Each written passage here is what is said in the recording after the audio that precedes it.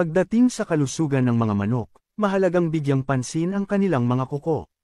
Kapag masyado ng mahaba o matalim ang mga kuko ng manok, maaari itong magdulot ng pinsala sa kanilang sarili o sa ibang mga manok.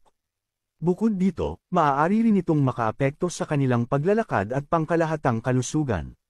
Para putulin ang kuko ng manok, gumamit ng nail clipper o espesyal na gunting para sa kuko ng ibon.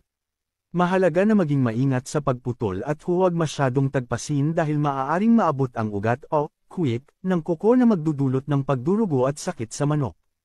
Kung sakaling maputol ng malalim at damyugo, gumamit ng stiff-tech powder o cornstarch para mapahinto ang pagdurugo.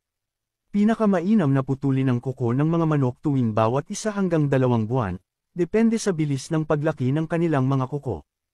Ang regular na pag-inspeksyon sa kanilang mga paa at kuko ay makakatulong para mapanatili silang komportable at maiwasan ang anumang pinsala o impeksyon. Kapag tapos ng putulin ang kanilang mga kuko, obserbahan ang kanilang paglalakad. Dapat ay komportable na silang maglakad at walang senyales ng pag-iika o pananakit. Ang maayos na pangangalaga sa kanilang mga kuko ay makakatulong upang mapanatiling malusog at aktibo ang mga manok sa kanilang pang-araw-araw na buhay.